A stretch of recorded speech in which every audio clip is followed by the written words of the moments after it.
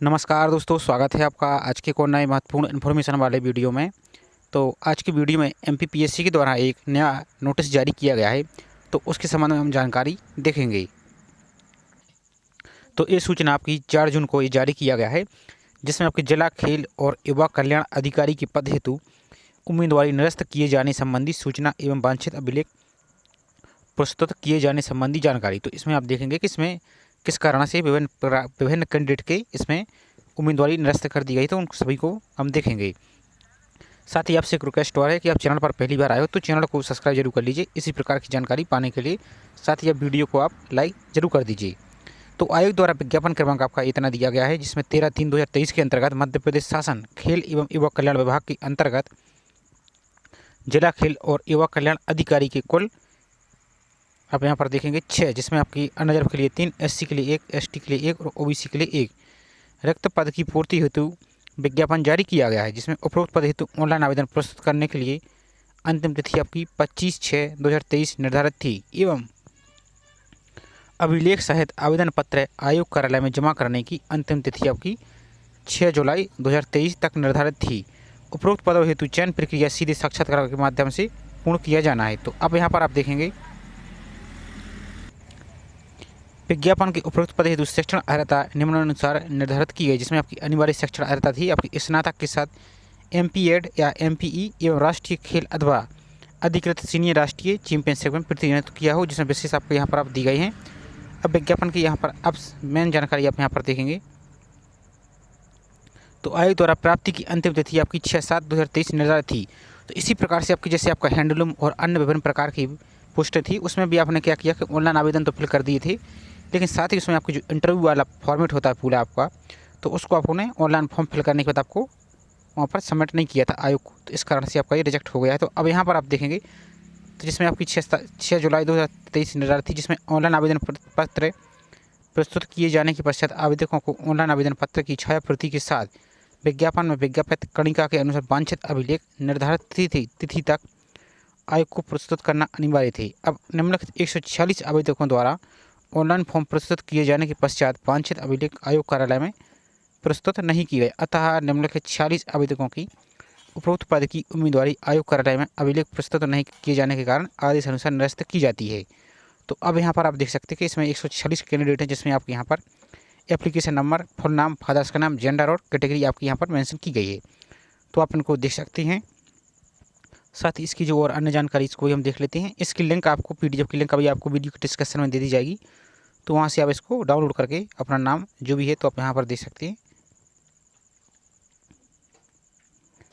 साथ ही अब यहाँ पर आप देखेंगे जिला खेल और युवा कल्याण अधिकारी के पद हेतु ऑनलाइन आवेदन पत्रों की जांच समीक्षा कार्य उपरांत आदेश अनुसार निम्नलिखित 73 आवेदकों की उपरोक्त पद की उम्मीदवारी आवेदकों के नाम के सम्मुख दर्शाए गए कारणों से अमान्य निरस्त की जाती। तो यहाँ पर भी देख सकते हैं जिसमें 73 कैंडिडेट आपके इस प्रकार से हैं। तो यहाँ पर आप देखेंगे रोल नंबर, एप्लीकेशन नंबर, यहाँ पर आपका फुल नाम, यहाँ पर कैटेगरी और यहाँ पर आपका अमान्य किए जाने का कारण यहाँ पर आप देख सकते हैं। तो जैसे यहाँ पर आप देखेंगे कारण इनका, तो विज्ञापन अनुसार राष्ट्रीय खेल अथवा प्राधिकृत सीनियर राष्ट्रीय चैंपियनशिप में प्रतिनिधित्व नहीं होने से उम्मीदवारी अमान्य। इसी प्रकार से विज्ञापन के अनुसार राष्ट्रीय खेल अथवा प्राधिकृत सीनियर राष्ट्रीय चैंपियनशिप में प्रतिनिधित्व नहीं होने से उम्मीदवारी अमान्य कर दी गई। तो यहाँ पर सबके अलग अलग यहाँ पर आपके कारण दिए गए हैं। तो आप इसको डाउनलोड करके पीडीएफ को आप आराम से देख सकते हैं। साथ ही इसकी और नीचे और जो जानकारी उसको भी हम एक बार देख लेते हैं।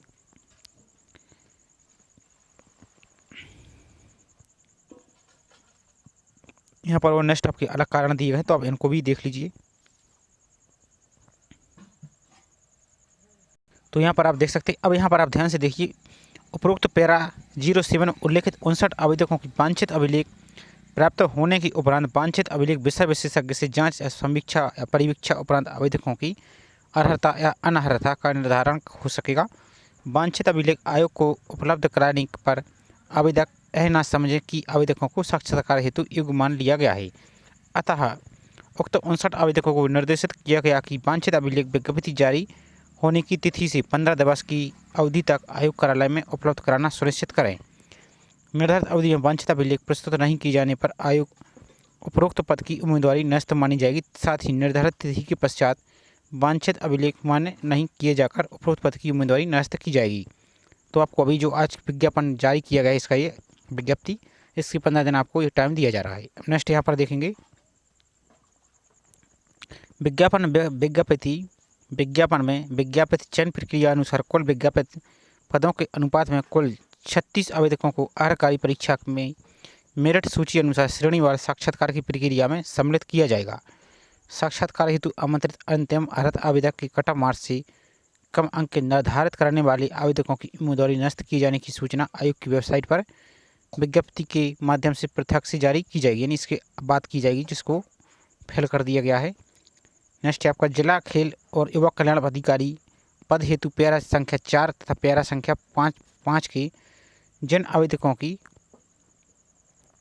उम्मीदवारी अभिलेख आयोग को उपलब्ध नहीं कराए जाने से निरस्त की गई है एवं जिन आवेदकों के अभिलेख आयोग द्वारा निर्धारित तिथि के पश्चात आयोग को प्राप्त होने से निरस्त की गई है, ऐसे आवेदक अपने निरस्ती के संबंध में केवल लिखित आपत्ति अभ्यावेदन विज्ञप्ति जारी होने की तिथि से 15 दिवस के अंदर प्रस्तुत करें। यानी आप आज आपकी 4 जून को ये जारी की गई, तो आपको 15 दिन का टाइम दिया जा रहा है। यदि आपने पहुँचा है किसी कारणवश वहाँ से कोई मिस्टेक हो चुकी है तब उसका प्रूफ के तौर पर आप जमा कर सकते हैं 15 दिन के अंदर। आपत्ति अभ्यावेदन के पश्चात अभिलेखों की छायाप्रति प्रस्तुत नहीं करें। जो आपने आवेदन के साथ जो आवेदन यानी अभिलेख डॉक्यूमेंट भेजे थे उसको आपको दोबारा से नहीं भेजना है, सिर्फ आपको उसका प्रूफ भेजना है। उक्त यहाँ पर देखेंगे उक्त विभिन्न अन्य कारणों से उम्मीदवारी निरस्त किए गए आवेदकों में से यदि कोई आपत्ति अभ्यावेदन प्रस्तुत करना चाहता है तो विज्ञप्ति जारी होने की तिथि से 15 दिवस की अवधि में आपत्ति अभ्यावेदन में दस्तावेज सहित आयोग के समक्ष प्रस्तुत किए जा सकते हैं। यानी जो आपकी जो अन्य कारण से जैसे आपकी एजुकेशन क्वालिफिकेशन संबंधित जो कारण से रिजेक्ट किए गए हैं तो आपको सभी जानकारी डॉक्यूमेंट आपको दोबारा से आयोग के सामने प्रस्तुत करना होगा। साथ ही निर्धारित समय प्राप्त आपत्ति अभ्यावेदन आयोग के विचार उपरांत मान्य या अमान्य किए जाएंगे। आयोग द्वारा निर्धारित तिथि के पश्चात प्राप्ति आपत्ति अभ्यावेदन बिना विचार किए नस्तीबद्ध किए जाएंगे। और डाक विभाग या किसी यहाँ पर ध्यान से समझ लीजिए, ये सबसे बड़ा गलती कर देते हैं कैंडिडेट। तो डाक विभाग या अन्य किसी कारण से आपत्ति अभ्यावेदन आयोग को देरी से प्राप्त होने पर आयोग की कोई जिम्मेदारी नहीं होगी। तो आपको ये सभी काम आपको टाइम पर कर लेना है। तो ये छोटी सी इन्फॉर्मेशन थी। आई होप जानकारी आपको पसंद आई होगी। तो इसी प्रकार की जानकारी पाने के लिए हमारे चैनल को सब्सक्राइब जरूर कर लीजिए। साथ ही इससे संबंधित जो भी कोई अपडेट आएगा तो आपको इसी चैनल के माध्यम से जानकारी दे दी जाएगी। साथ ही आपने वीडियो को अभी तक लाइक नहीं किया तो वीडियो को आप लाइक जरूर कर दीजिए। साथ ही आपके दोस्तों को भी इस वीडियो को भेज सकते हैं ताकि उनको भी जानकारी लग सके जिन्होंने फॉर्म फिल किया था। तो चलिए मिलते हैं इसी तरह एक और नई जानकारी के साथ। जय हिंद।